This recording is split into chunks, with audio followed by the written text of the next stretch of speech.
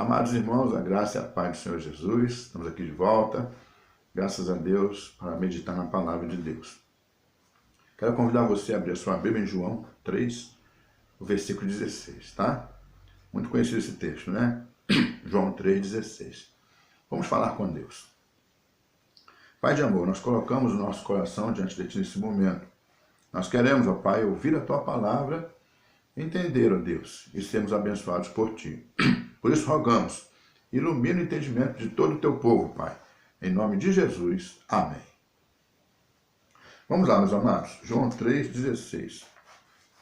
Porque Deus amou ao mundo de tal maneira que deu seu Filho unigênito, para que todo o que nele crê não pereça, mas tenha a vida eterna.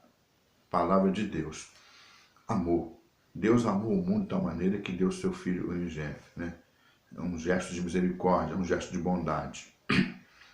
A gente vive de vez em quando momentos na vida em que alguém se levanta e questiona: Deus é bom ou Deus é mau? Por quê? Por que acontecem coisas ruins no mundo, né? Deus tem o poder para não deixar que nada de ruim aconteça.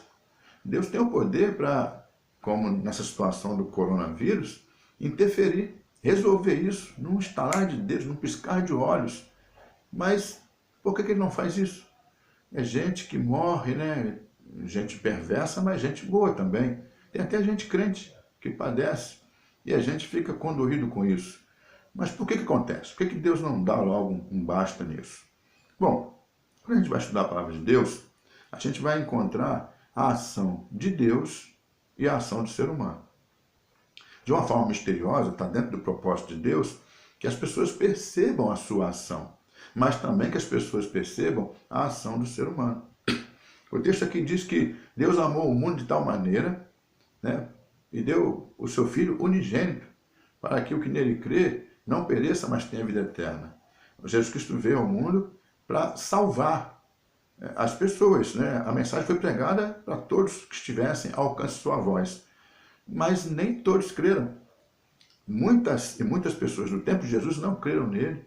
E durante a história da igreja, muitas e muitas pessoas que têm ouvido o evangelho não creem nele. E a palavra diz, né?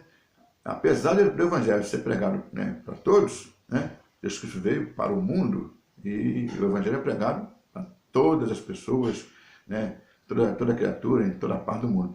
Mas só aqueles que creem é que têm a vida eterna. Os outros não têm. Aqui nesse texto do João, no capítulo 3, o Senhor Jesus Cristo vai dizendo aqui que aquele que nele crê, aquele que crê em Jesus, não é julgado. Mas o que não crê já está julgado, porque não creu no unigênito Filho de Deus. E que julgamento? Como é que é isso? O julgamento é assim: a luz veio ao mundo e os homens amaram mais as trevas do que a luz. A luz, no caso, é o Senhor Jesus Cristo, que veio trazer, né, uma saída. Era como se estivesse tudo fechado e ele é a porta que veio abrir para poder dar uma solução. Mas as pessoas não creram, não receberam a luz, né? Receberam e creram no seu pensamento, né? Nas suas soluções, nos seus projetos. Acharam que tinham algo melhor, que poderia ser mais eficaz. E rejeitaram o Senhor Jesus Cristo, né? E como é que é isso, né? Como é que se dá essa rejeição? O texto aqui diz, né, que eles amaram mais as trevas do que a luz, porque as suas obras eram mais. As suas obras eram mais. Ou seja, aquilo que Deus fez de bom, né, enviando o seu Filho ao mundo para salvar, né, é uma coisa que todo mundo deve tomar conhecimento. Mas uma coisa que as pessoas devem tomar conhecimento e consciência é que muitos rejeitam ao Senhor, e rejeitam porque são maus. Fazem o que é mal. A gente vai encontrar, né, lá em Gênesis capítulo 1, a criação. Deus fez as coisas. Ao final de cada coisa, viu Deus que isso era bom. Viu Deus que isso era bom. No final, depois de ter criado já o ser humano, ele olha tudo e fala, né, a palavra de Deus, e tudo era muito bom. Tudo, inclusive o ser humano. E é uma coisa interessante, Deus fez o ser humano, né, em condições perfeitas de desfrutar de tudo que Deus tinha feito, e desfrutar da melhor maneira, sem falha, sem erro, porque o ser humano era bom. Na essência, quando Deus o criou, ele era bom. E uma coisa maravilhosa, Deus colocou o homem que era bom para desfrutar de uma maneira perfeita das coisas que Deus havia criado, que também eram boas. Tudo que Deus fez era bom. O ser humano estava ali para desfrutar da bondade de Deus. E a Bíblia nos relata isso. E a Bíblia vai nos mostrando isso, né? Deus sempre agindo na vida do ser humano de uma maneira boa. Deus levanta um povo, cria um povo e age na vida desse povo de uma maneira boa. Deus envia o seu filho é rejeitado, mas Deus continua agindo na vida do ser humano de uma maneira boa. A Bíblia nos mostra isso. E na vida também a gente percebe que Deus está presente. A gente percebe a ação dele sustentando, né? Em algum momento, ele é o único livramento que a gente vai ter. Porque as pessoas recorrem a esse, aquele, usam todas as suas forças e não conseguem nada. É Deus quem vai nos valer. Mas a Bíblia também nos mostra sempre que Deus está fazendo o que é bom, e o ser humano está fazendo o que é mal. E foi isso que aconteceu lá. Deus criou o homem e estava tudo indo muito bem até que o homem pecou. Ou seja, a maldade veio na ação que o ser humano praticou. Quando o ser humano pecou, aí ele começou a estragar, né, aquilo que ele podia usufruir de tudo que Deus tinha feito e entregado nas suas mãos. A Bíblia nós vamos encontrar que o trabalho, né? No capítulo 3 de Gênesis, diz que o trabalho passou a ser algo penoso. Ou seja, antes do trabalho seria um prazer. O Adão lá no Jardim do Éden trabalhava, cultivava a terra, cuidava de tudo. Imagino que era uma alegria. Igual quando a pessoa hoje faz uma coisa que é um lazer, que ela gosta muito, naquele tempo, né, no tempo de Adão, o trabalho era assim algo que trazia muita alegria, muito prazer. Mas o pecado, a maldade do ser humano, fez com que o trabalho hoje, né, fosse uma preocupação. Tem gente que trabalha e não consegue ter tudo o que precisa. Tem gente que fica com medo porque pode lhe faltar o trabalho. E muitas vezes o trabalho é doloroso, é penoso. Tudo isso por causa da maldade do ser humano. Deus, né, já tinha estabelecido que o ser humano iria crescer, multiplicar e encher a terra. Isso ele já tinha dito antes do pecado. Quando o ser humano pecou, aí Deus falou assim: o parto vai ser com dores, né? Quando for nascer uma criança, daqui para frente vai ser com dores. Ou seja, a coisa mais maravilhosa do mundo, né? Uma criança que nasce, seria sem dor. Mas por causa do pecado, passou a ser um momento que dizem as pessoas que estudam o assunto, é a pior dor que existe na face da terra, a dor do parto. Por causa da maldade do ser humano.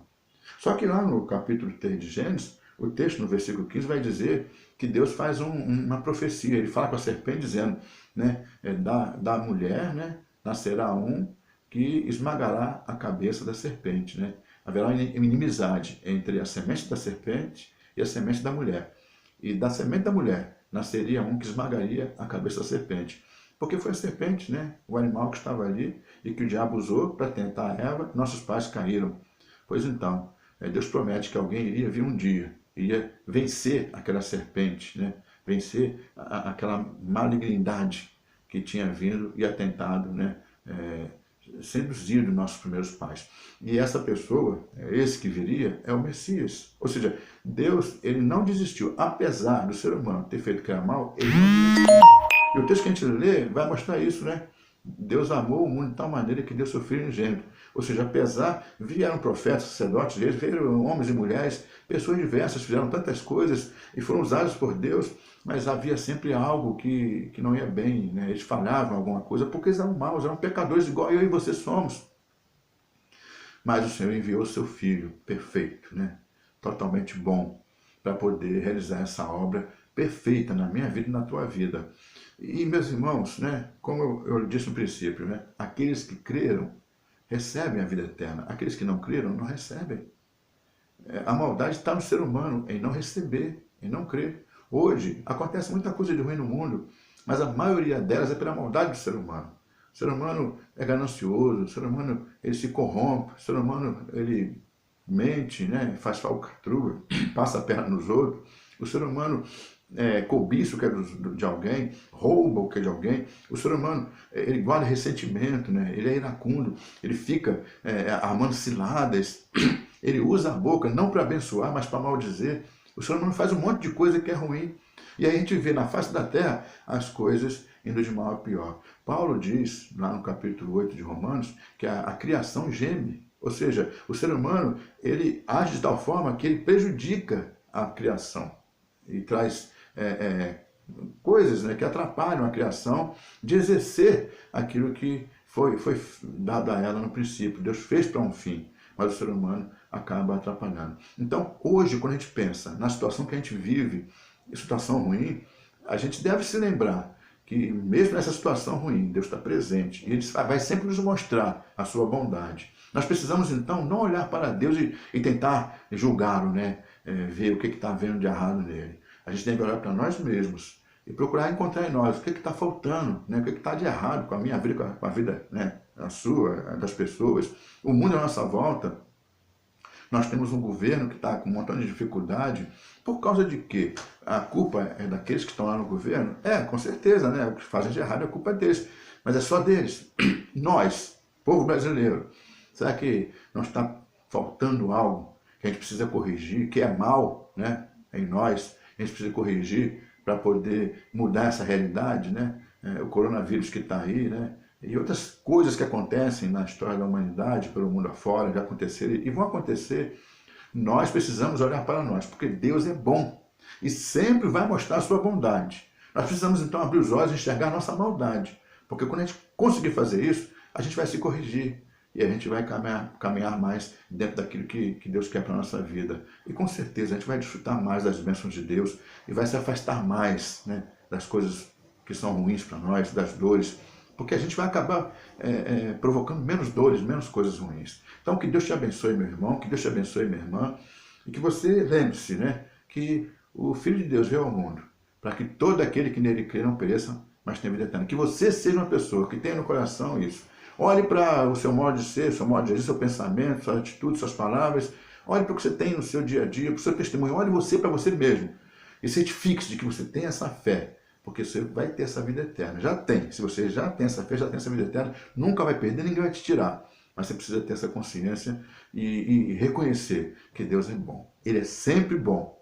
E graças a Deus, porque as misericórdias dele são a causa de nós não sermos consumidos. Que Deus te abençoe, em nome do Senhor Jesus. Amém.